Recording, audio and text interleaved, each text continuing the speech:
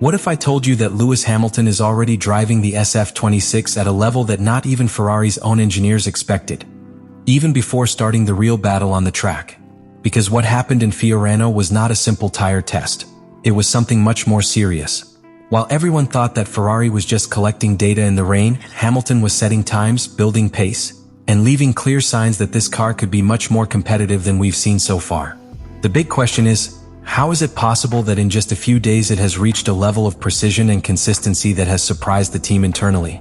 And most importantly, are we seeing the beginning of a new era at Ferrari with Hamilton as a key piece? Stay, because what that Fiorano data reveals could completely change what we believed about the SF-26 and about the future of Formula One. The starting point of this whole story is deceptively simple, because officially Ferrari was not looking for pure performance, much less make a statement of intent. Everything was planned as a technical test together with Pirelli, focused exclusively on the development of rain tires. But from the moment Lewis Hamilton gets into the SF-26 in Fiorano, the context changes completely, and what should be a controlled session begins to become a true X-ray of the real level of both the driver and the car. Ferrari takes advantage of a key advantage of the regulations. This type of testing allows running without the usual mileage limitations, which opens the door to a much more aggressive program than any team could run on a Grand Prix weekend. And this is where the first indication begins to emerge that this was not just any test.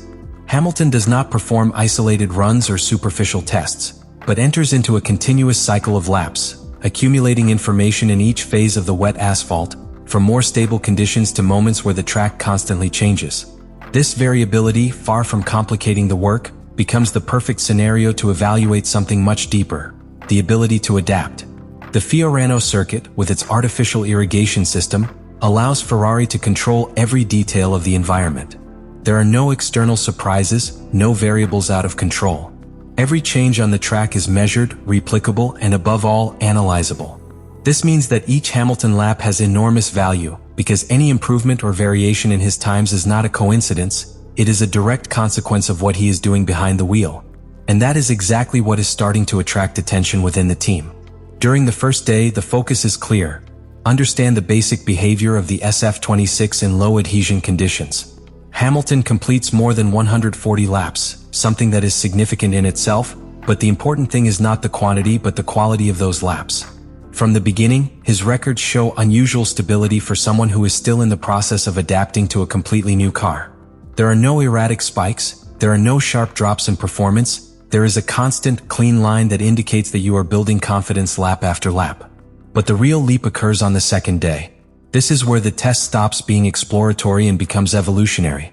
Hamilton not only repeats the volume of work, but increases it, exceeding 150 laps and taking the total program to figures that border on the extreme even by private testing standards.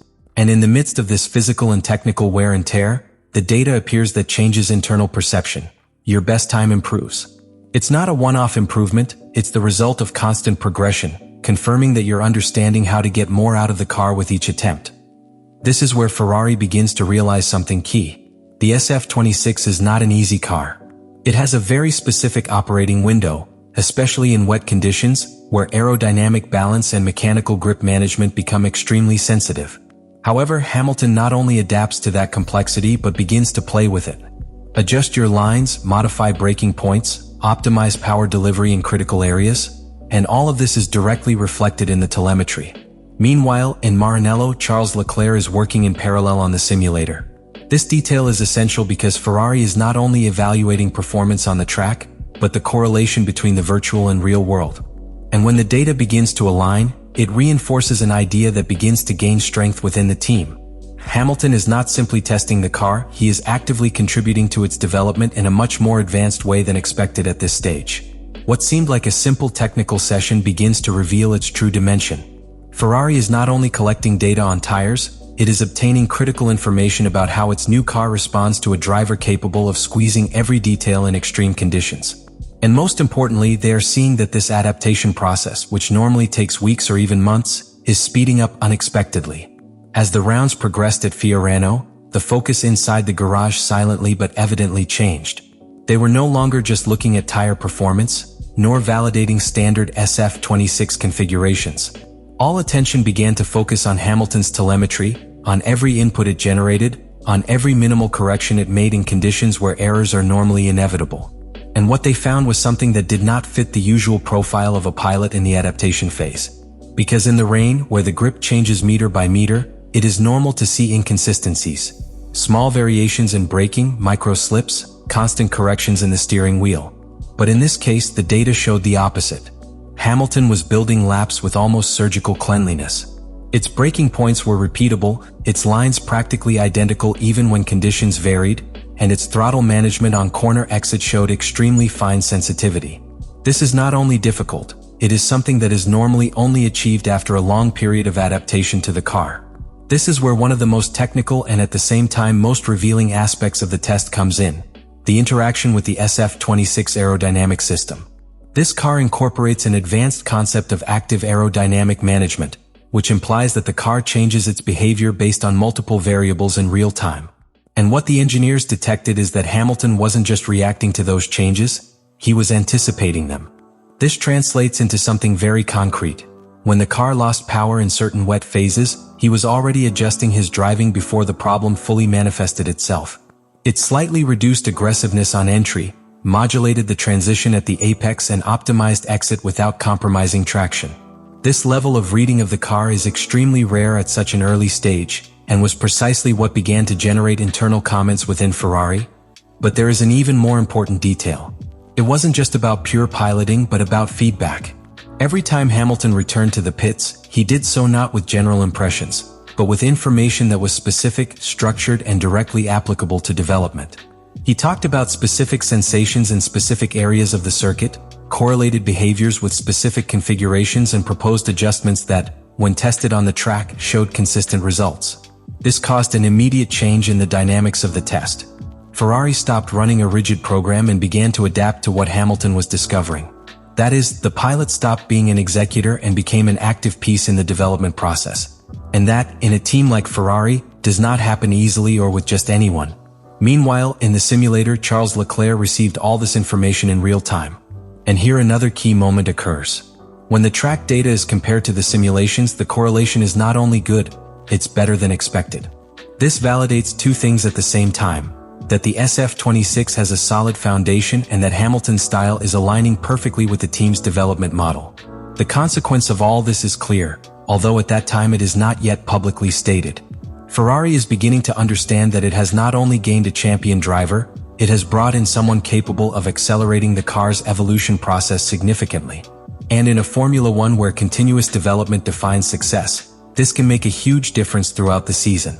After processing all the information collected, the team reaches a conclusion that completely changes their perspective. The SF-26 not only has potential, but that potential can be unlocked much sooner than expected thanks to Lewis Hamilton. And this is critical because in modern Formula One timing is everything. The fastest car at the start does not necessarily win, but rather the one that evolves better and faster throughout the year. What Ferrari is beginning to see in the data is not simply good wet performance, but a much more solid technical foundation than they believed. The consistency that Hamilton showed, the way the car responded to his inputs, and especially the correlation between track and simulator, indicate that the SF-26 has a clearer development window. And when a team understands its car before the others, it gains a silent but decisive advantage. This is where the test acquires enormous strategic value. Because what they have achieved in Fiorano is not limited to those 2 days, but has a direct impact on how Ferrari is going to evolve the car in the following races. Every adjustment tested, every behavior identified, every response of the car under extreme conditions becomes a reference for future improvements. And there is a point that internally begins to generate even more optimism. Hamilton's speed of adaptation drastically reduces the team's margin of error. In previous seasons, Ferrari needed several races to fully understand its car, making setup or strategy errors in the process. But now, with a driver who not only understands the car quickly, but also provides accurate and actionable feedback, that process is radically shortened. This also has a direct effect on the internal dynamics of the team. Because while Charles Leclerc continues to be a key and perfectly integrated piece at Ferrari, the arrival of Hamilton introduces a new technical reference. Not as negative competition, but as a point of comparison that raises the global level of development. Two styles, two ways of understanding the car, generating more information, more paths of evolution, and more possibilities of finding performance. But most important of all is what this means outwardly. Because although this test is not public in competitive terms, information always circulates in the paddock. And when details begin to leak about Hamilton's consistency, about the volume of laps, about the engineer's reaction, rivals take note. Ferrari, which came from a beginning of the stage with doubts and a need to adapt, is now beginning to send a completely different message. They are understanding their car sooner than expected, and they have a driver capable of exploiting it to the fullest. The conclusion of everything that happened at Fiorano is not simply that Lewis Hamilton had a good test. It is that Ferrari has discovered, ahead of schedule, that it has a much more dangerous combination on its hands than it seemed at the beginning of this stage. Because when you put together a car like the SF-26, which was still in the process of being understood, with a pilot capable of reading it, adapting and pushing its development in a matter of days, the result is not just performance, it is acceleration in progress. And that, in Formula One, changes absolutely everything. What should worry the rest the most is not the times themselves, nor even the consistency of the rain. It is the message behind it. Hamilton is no longer in the adaptation phase, he is beginning to directly influence the evolution of the car. And when that happens so soon, it means that the room for improvement Ferrari has ahead of it could be much greater than that of its rivals. Furthermore, the fact that all this information has dovetailed perfectly with Charles Leclerc's parallel simulator work further reinforces the feeling that Ferrari has found a clear direction. There are no doubts, there are no contradictions in the data, there is a solid foundation to build on. And this is where this story gets really interesting. Because if Ferrari manages to translate everything learned at Fiorano into real race conditions, we will no longer be talking about promises or hidden potential.